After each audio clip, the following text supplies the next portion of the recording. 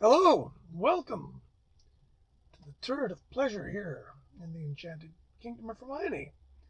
And yeah, it's been a little while since I've made any videos. I haven't had much to say. Haven't bought a lot of stuff. There just hasn't been much stuff to find. And we've been sort of undergoing um, some movement here. If you'll notice up here, we're making some space. We've got CDs to put away. It's all very involved and hard effort. So we'll be making a video out of that in stop frame if I can ever figure out how to work the stop frame. And for people that are interested in how I keep this thing organized, because believe it or not, it is organized. I supposedly know where everything is. I just found a CD that I can't find, which is frustrating. But anyway, that's that. But I did manage to, on the recommendation of the Empress, I found some new stuff. She was at our local thrift store here in Souk, and it's a great thrift store. I love it because it's a thrift store. So how much are CDs? They're a quarter. How much are records? They're a quarter. Excellent. So I went and bought $7.50 worth of stuff. I think it was. Five of those were LPs, and they're not here. But they were all stuff. I found a Airto and Flora Purim's record for Concord Jazz, which I know is lousy, but I don't have it, and for a quarter I'll own it because I would like to have everything by them. So there you go. And I found a couple of other things, Art of the Fugue, some classical. I know that not too many people care about classical, and so part of this bunch were classical. So we got some Mitsuko Uchida doing Mozart. She's very good at it. We got Vivaldi Gloria, which I don't know. I think I might have that already. Renee Fleming doing Schubert. What's not to like? 25 cents. Now this one's cool. Karel and Cyril. Now these are the old Superphone Czech CSSR recordings, but it's on gold. Ooh. And but this is probably pretty good. It's 1964 and 62. Analog recordings from Czech Republic. They're very good recordings, I remember. So that's probably great. Robert Silverman doing Beethoven's final sonatas. And I bought this because I have his box set done on the fancy Bosendorfer player computer piano. And so I'm going to listen to the ones on this and compare them to the ones on that, which is a box of all the sonatas. And both of these are apparently audiophile recordings, and we all know what I think of such conceits, so I'll get back to you on that one. I haven't listened to it yet. Requiem for a Dream featuring the Kronos Quartet. I don't remember bugger all about this, but I remember the Kronos Quartet. It's a quarter, so I bought it. Haven't listened to it. This was neat. Korndorf. Nikolai Korndorf, Russian composer, moved to Canada to escape stupidity, settled in Vancouver as basically a freelance composer, and this came out on Sony, and it's weird because it doesn't look like a Canadian-specific release. And there's Hymn 2 for orchestra, and Hymn 3 in honor of Gustav Mahler for soprano solo and orchestra. And I only listened to Hymn 2, but it's really good. It's creepy. It's like Goretzky, Raudavarta. That sort of, if you like that Slavic, brooding, modern tonality, classical music, stuff's right up your alley. God knows what it was doing there. Now, the reason I was at this thrift store, I should point out, was that the Empress had said to me, well, I don't know, there was a lot of stuff there. There was a bunch of metal. And the Empress usually selects things she knows I'm going to want, even though we might already have it. So 25 cents, who cares? And she did pull some stuff home that I don't know what happened to it. But so I figured, okay, heavy metal. There's some metal. Now this could mean anything, of course. Not to decry the abilities of the Empress to find me good music, but metal can cover a lot of bases in her world. So I thought, well, I better just go see because you just never know. And so I went in, and there was. I don't go to the thrift store as often as I might. It's right down the road, because you go in and it never changes. The stock. It's great. Everything's a quarter, but it doesn't change very often. So I kind of forget about it for a while. And then it's like, well, they got some thrift, they got some CDs there. Okay, great.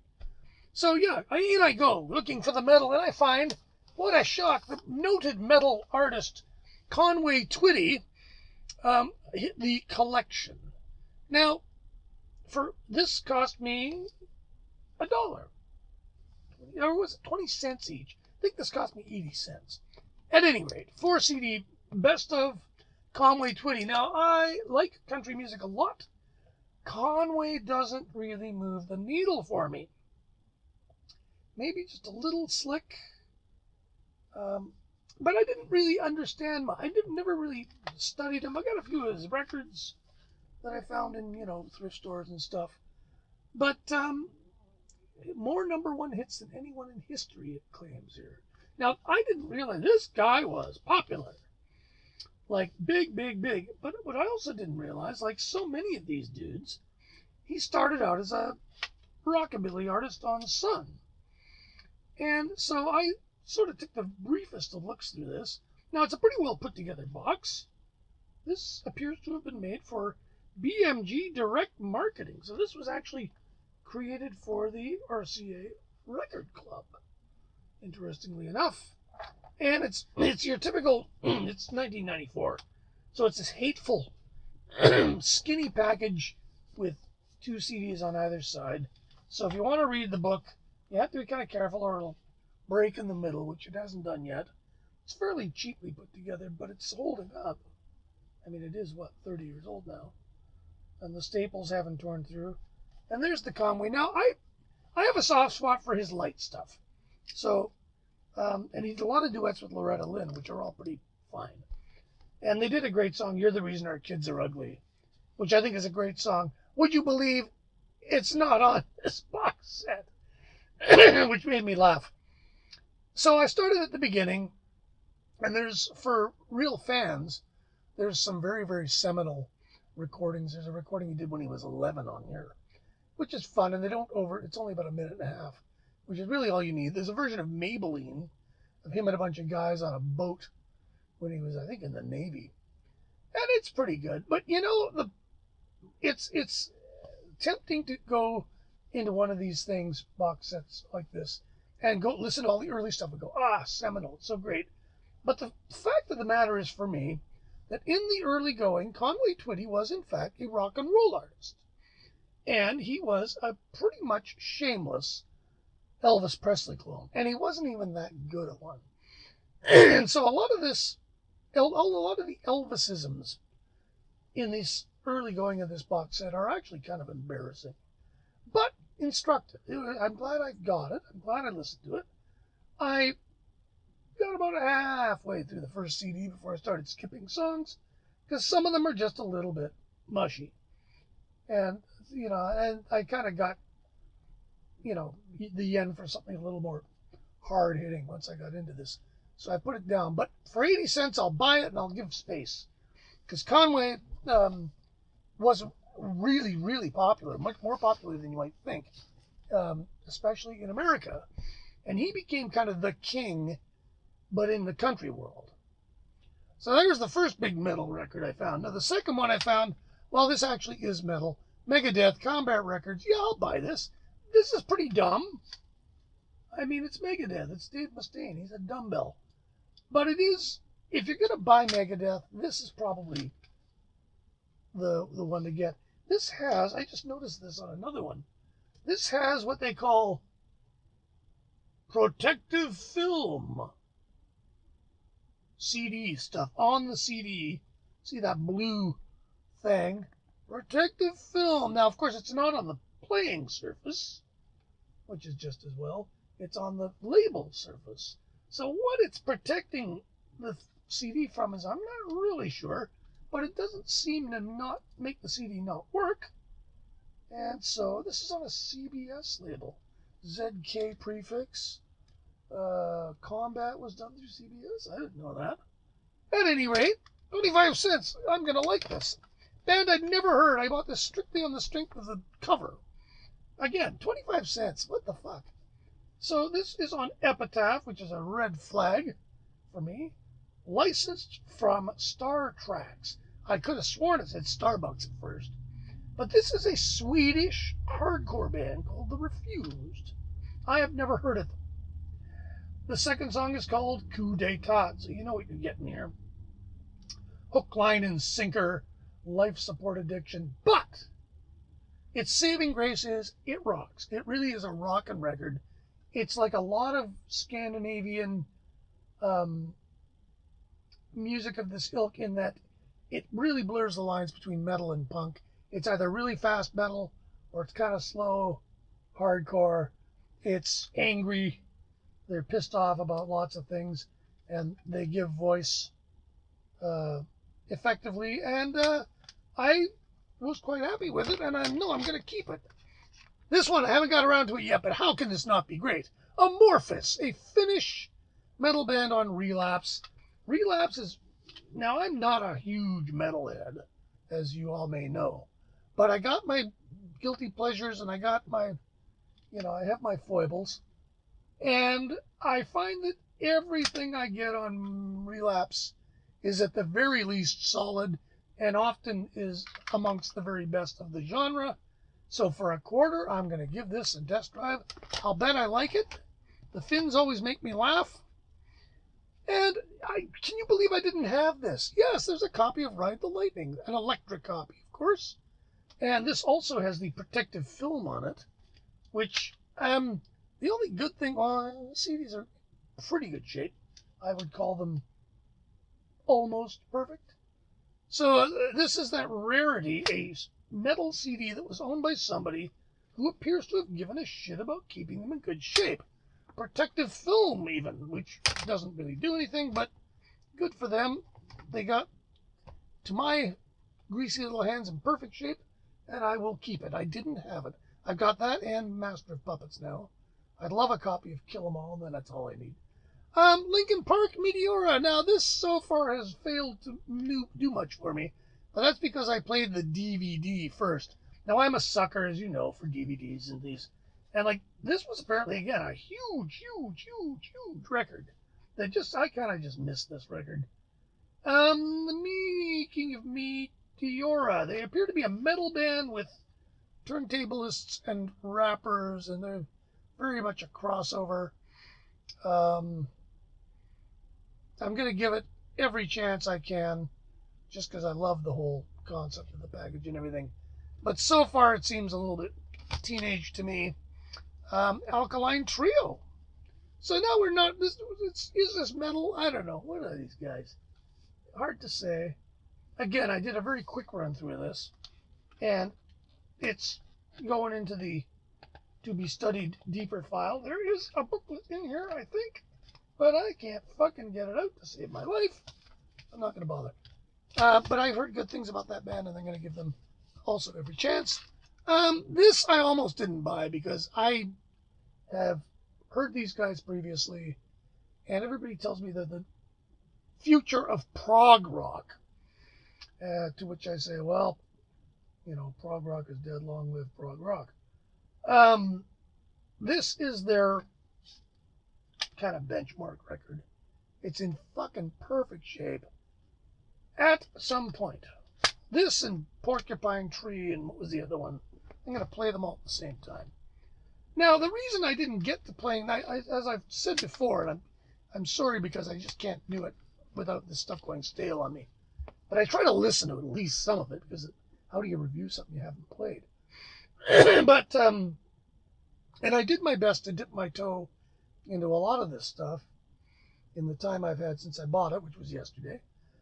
But sadly, I got hung up on a record that just came out of the blue, and I only vaguely remember this guy. But as you'll recognize this dude, Andrew W.K., doing his fabulous album, I Get Wet. Now, I remember when this record came out, and this would have been, now that I think of it, 20 years ago? 2001, 22 years back. This guy who looks like your typical white stoner kid rock, I don't know, American hoser, let's call him. And the song titles, of course, evoke deep poetry like It's Time to Party, Party Hard, Party Till You Puke. Don't Stop Living in the Red. That's a good song title. Yeah. Take It Off, Ready to Die. Now, I remember this guy was really big. Like, everybody was talking about this dude for about 6 months, I think it was. And a lot of ladies that I knew who were considerably older than Mr. WK thought he was just the dreamiest, sexiest rock and roll sort of iconic thing. They just couldn't get enough of this guy. And I look at the titles, I look at the cover, I go, this has got to be just unlistenable. And as if to prove me correct, sort of, this record came out and established him as a star pretty much overnight. And then he didn't do much, and then he put out a couple of records, and he was a complete flashbulb. But then he turned into a motivational speaker. And I've got to look into this guy deeper, because he apparently writes all the music. This is all entirely him. This record was done with what I'm assuming was his road band. And I'm telling you, the production on this record, which I don't know if he produced it, but I'm sure he had a hand in it. It's unbelievably bombastic. Yeah, produced by Andrew WK, Mario Dane for RCU Audio International. So he is the brains behind this, apparently. And the record after this, which I haven't heard, he plays everything on it. It's one-man band thing. But by then the bloom is off the rose. Now, this record, I put it in because I said, okay, I give up. I got to see what this is like. And I'm telling you, I haven't had more fun with a record that came at me out of the blue in donkey's years. Despite its, you can only describe it as a moronic message, this record is a blast. It's, to me, and the quick comparison, it's like the Ramones meet Cheap Trick, sort of. There's lots of minor chords, lots of guitars, and the vocals are almost all chants. And the vocals are mixed really low because it doesn't really matter what the hell he's singing, you know. Party till you puke, blah, blah, blah. It's anthemic. And every song, and the songs are quite short, like 3 minutes maybe. And it's just like one after another. They're feel-good anthems of positivity, like, yeah, let's have a good time kind of thing. And I don't know how much of this is sincere and how much of this is just completely sort of manufactured party music, whatever. But whatever it is, he's really good at it. And apparently his live concerts were a blast. There's a pretty good live shot of him there. Island Def Jam picked this up and they ran with this. And I hope they made some money, because I played this record all the way through. And I meant to play 2 or 3 songs off of it, and I couldn't take it off. It was such a rockin', fun, upbeat, the production just bombastic, huge echo on the drums, gang vocals. It's just like a football stadium. And it almost never lets up. There's a few kind of changes of gears, but nothing that gets you completely out of the loop, if you will. So I gotta say, I'm so glad. I'm not going to say that I poo-pooed this record, because I really didn't know anything about it. But I was expecting to hate it. And I was really pleasantly surprised at just how much fun it is. And this is what I didn't realize, like, when I saw the titles, and I thought, boy, this looks like some kind of dumb record. And I thought, yeah, but if you don't know who the Ramones are and you look at one of their records, that looks like some kind of dumb record too. So, you know, how wrong can you sometimes be? Anyway, Andrew WK, that was worth the $7 almost by itself. Madonna mini CD, bedtime story. Why do I buy these? Well, I'll tell you what, for $0.25, these jewel boxes are impossible to replace if you break one, and they're really easy to break. Plus, this has the album version, the Junior's Wet Dream Mix, Junior's Dreamy Drum Dub, the Orbital Mix, and Junior's Sound Factory Mix, all of which clock in at somewhere like 9 minutes. So this is the kind of thing that no Ned system can have fun with. And I've got a pile of these fucking Madonna things. Okay, so much for the metal. There's no more metal. What there is we found an old Joey DeFrancesco CD from back when he was doing records for Columbia. He has sadly recently passed, and he was a damn fine organist and a damn fine trumpeter. And he was straight enough that Dr. George Butler signed him up to Columbia and threw a bit of money at him, and he made some very creditable records, this being one of them, and for a quarter I'll buy it. This is a guy I've never heard of, and I'm a baseball fan, so I figured this might be the picture. Needless to say, I was wrong. It's on High Note Music, which is a label I've never heard of. There's a hole punched through the UPC code, which means this was a promo. I've not heard of anybody on it. And yet, for a quarter, I thought, well, what the hell? Turns out he's an extremely facile jazz guitarist in the mold of Benson, perhaps, or Barney Kessel, or a fast, finely articulated sound, straight ahead, damn good. Good guitar playing. I played about half of it. Here's another one I haven't got to yet. I'm getting suspicious. Reprise records, I like it, but My Chemical Romance, yeah, I remember they were really hot. Finally, we have something I would have bought, I guess anyways. Every Day is Exactly the Same by 9 Inch Nails and The Hand That Feeds. And Only, and it's got, Only is mixed by LP, ELP that is. And that's sort of what got me interested in this, because I like LP. 9 Inch Nails, my daughter likes them, got me kind of into them. So we're going to see. This may or may not survive on the Nothing label, of course. And there you have it. That was $7 worth of thrift store goodies. Like I say, the NWK, and of course the Twitty box. The Twitty box is a nice thing to have. So yeah, it's not a bad little haul. And I don't mind if I don't find big, crazy fucking piles of good stuff, because look at the problem I'm having putting all this stuff away. And I have to make hard decisions about what do I keep, what do I get rid of. So anyway, thanks for watching. We'll be making more videos soon. We got stuff to look at and review and whatever. And then we're going to do the big move in stop frame if I can figure it out. So don't forget to hit the subscribe button and the notifications button, and when I get back into doing these more frequently, you'll get them whenever they come out, which is whenever I make them, basically. Anyway, look after each other, take care, and we will talk to you anon.